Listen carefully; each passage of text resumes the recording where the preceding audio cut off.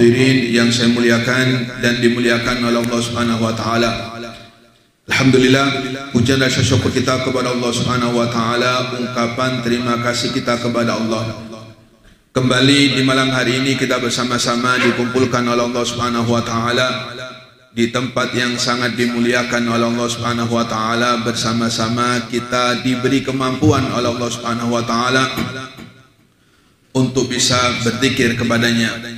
Kita memohon kepada Allah Subhanahu wa taala, kita meminta kepada Allah dengan berkat kemuliaan Nabi Muhammad sallallahu alaihi wasallam dan dengan berkat kemuliaan para habaib, utamanya Al-Habib Abdullah Al-Haddad, dan dengan berkat kemuliaan Al-Habib Hashim bin Musayyah bin Yahya Tunggang Parangan, dan dengan berkat kemuliaan Syekh Muhammad Asad Al-Banjari, dan dengan berkat bacaan Ratibul Haddad kita di malam hari ini, dan dengan berkat kemuliaan hadirin, mudah-mudahan Allah Subhanahu wa taala pertemukan kita dengan kajian Nabi Muhammad sallallahu alaihi wasallam sebelum ruh kita diambil oleh Allah Subhanahu wa taala. Mudah-mudahan Allah Subhanahu wa taala pertemukan kita dengan kajian Nabi Muhammad sallallahu alaihi wasallam sebelum ruh kita diambil oleh Allah Subhanahu wa taala. Mudah-mudahan Allah Subhanahu wa taala pertemukan kita dengan kajian Nabi Muhammad sallallahu alaihi wasallam sebelum ruh kita diambil oleh Allah Subhanahu wa taala, ya qadatan wa manaman daiman mustamirrah,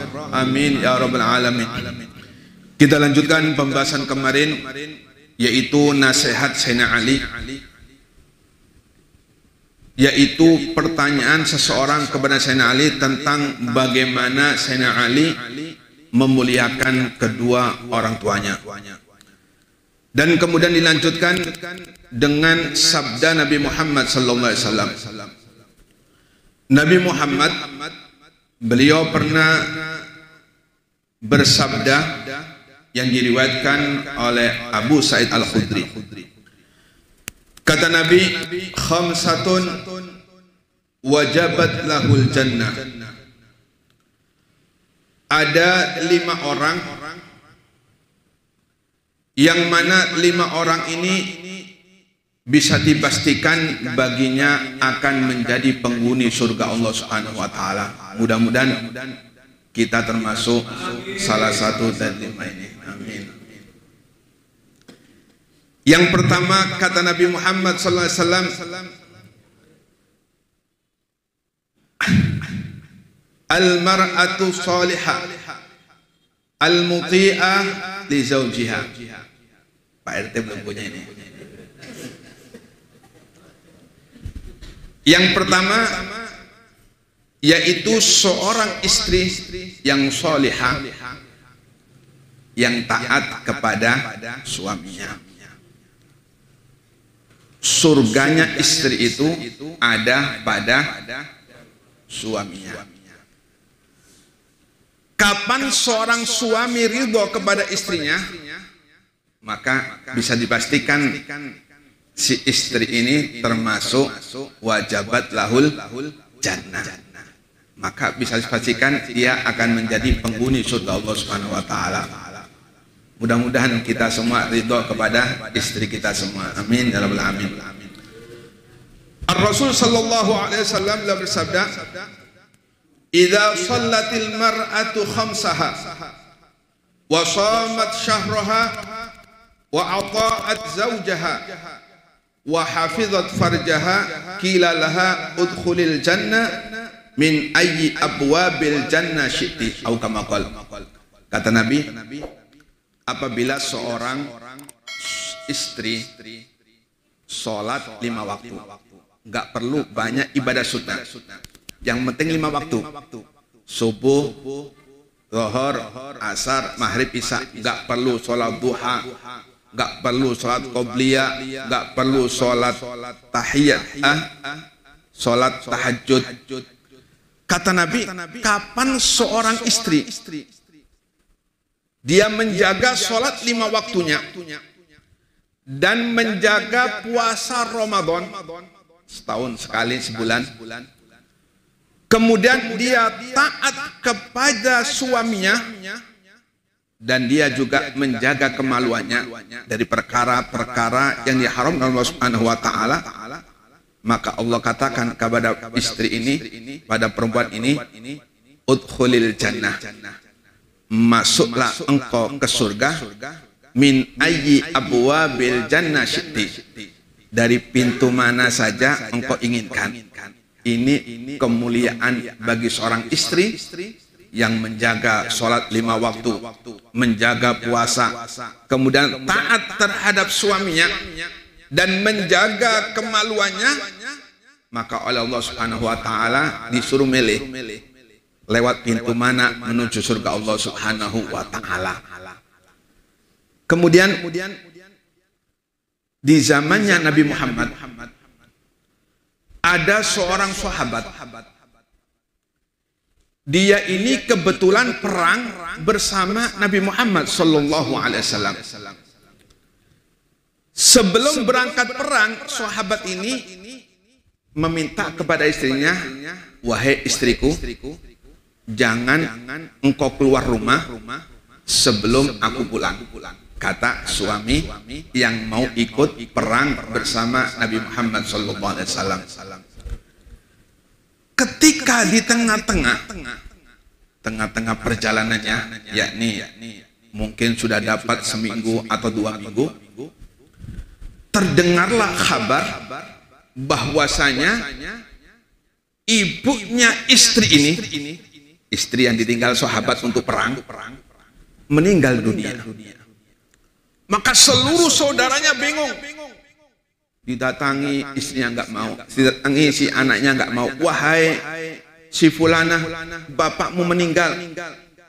Kata istri tadi yang ditinggal oleh sahabatnya, "Wahai fulan, ketahuilah, saya oleh suami saya dilarang untuk keluar rumah sampai suamiku datang, baru aku boleh keluar.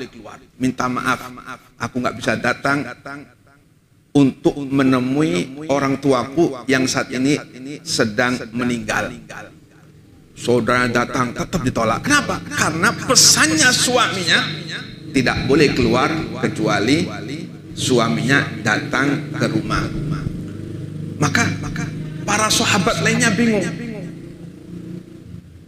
Ketika sahabat ini pulang dari peperangan bersama Nabi Muhammad SAW, keluarga dari pihak perempuan yang nggak boleh keluar tadi lapor kepada Nabi Muhammad SAW.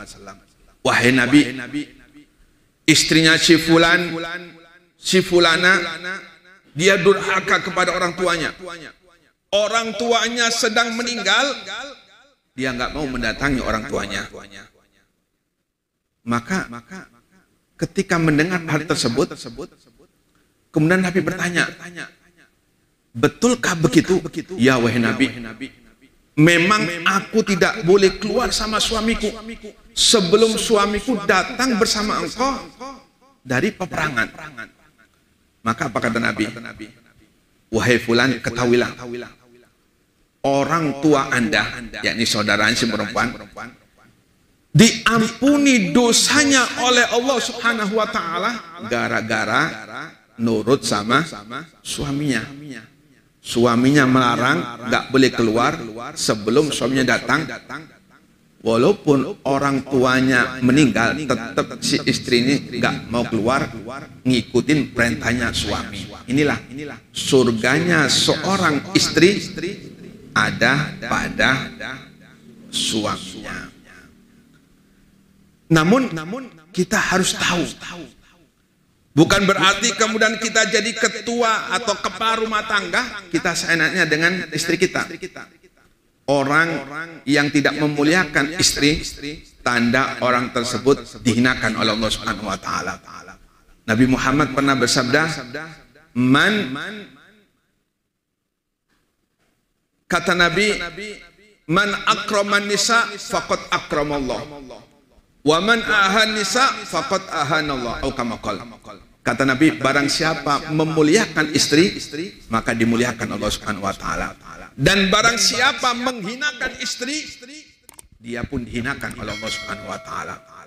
Perlu kita ketahui, Kiai Hamid, seorang wali yang sangat termasyhur, di antara ujian yang diberikan oleh Allah Subhanahu wa taala kepada Kiai Hamid, 9 tahun Kiai Hamid ini sama istrinya pisah ranjang. Ya, pisah ranjang. Bukan hanya pisah omongan aja, ranjangnya pun pisah. Kalau ranjangnya pisah berarti puasa juga. 9 tahun Kiai Hamid puasa. Kenapa? Karena ada perselisihan dengan istrinya. Justru inilah kesabaran seseorang terhadap istri yang agak bandel menjadi penyebab dia diangkat derajatnya oleh Allah Subhanahu wa taala. Bandel dalam artian tidak melanggar perintah-perintah Allah Subhanahu wa taala. Kemudian yang kedua kata Nabi Muhammad, wal waladu al muti liwalidayhi. Seorang anak yang taat kepada kedua orang tuanya. Inilah pintu kesuksesan seorang anak. Siapapun yang ingin sukses, siapapun yang ingin selamat dunia akhirat, surganya ada pada kedua orang tua. Kapan orang tua ridho kepadanya? Kapan orang tua ridho kepadanya, maka Allah pun ridho kepadanya. Kapan orang tua benci kepada anaknya, maka Allah pun akan benci kepada anak tersebut. Pernah suatu ketika di dalam kitab Ihya Ulumuddin diterangkan ketika Nabi Yusuf menjadi raja, menggantikan raja aslinya, kawin dengan Siti Zulaikha, bapaknya berkunjung untuk menemuinya di kota Mesir. Nabi Yusuf bukan tidak memuliakan orang tuanya. Nabi Yusuf memuliakan orang tuanya, cuma dia tidak berdiri. Ya, di antara tanda kita memuliakan orang tua, baik orang tua sendiri maupun orang tua yang lebih tua dari kita, ini berdiri. Makanya di Jawa itu kalau ada kiai-kiai sepuh, kiai-kiai tua datang, mereka berdiri salaman. Nabi Yusuf, beliau memuliakan orang tuanya, namun nggak berdiri. Ditegur oleh Allah Subhanahu wa taala. Wa izzati wa jalali, wahai Nabi Yusuf, demi keagunganku dan kemuliaanku, demi keagunganku dan kemuliaanku, kata Allah Subhanahu wa taala, engkau tidak bakal mendapatkan keturunan nabi-nabi dan rasul-rasul. Maka Nabi Yusuf nggak ada keturunannya yang menjadi nabi-nabi Allah.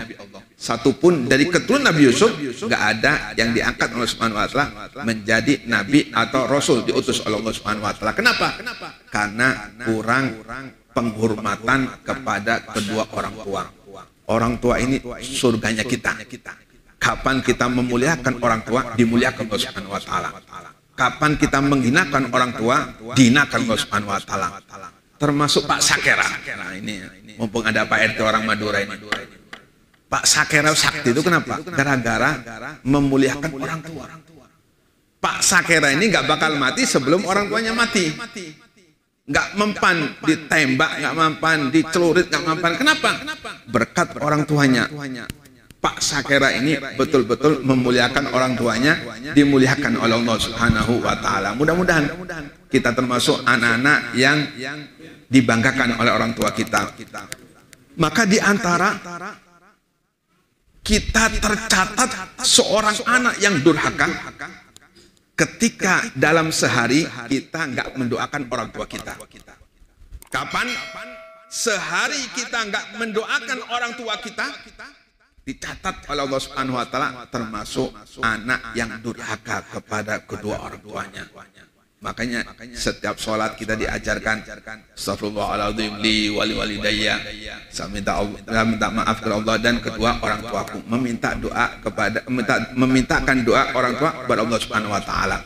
Siapapun dalam sehari, kata ulama, dia tidak memintakan doa kepada Allah Subhanahu wa taala untuk orang tuanya, maka termasuk dicatat oleh Allah Subhanahu wa taala aqul walidain, durhaka terhadap kedua orang tua. Kemudian wal mutawaffa fi tariqi Makkah. Yang ketiga, orang yang akan dipastikan oleh Allah Subhanahu wa taala menjadi penduduk surga Allah Subhanahu wa taala yaitu orang yang meninggal dalam perjalanan menuju Makkah guna beribadah kepada Allah Subhanahu wa taala.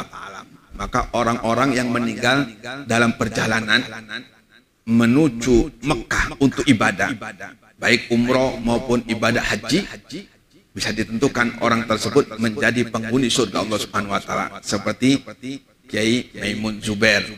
Beliau meninggal di kota Mekah, maka wajibat lahul jannah. Bisa ditentukan oleh Allah Subhanahu wa taala orang tersebut menjadi penghuni surga Allah Subhanahu wa taala. Ya, karena sudah hampir malam, diteruskan panjang ini. Ada kisah cerita Sufyan As-Tsauri. Insya Allah kita lanjutkan minggu akan datang.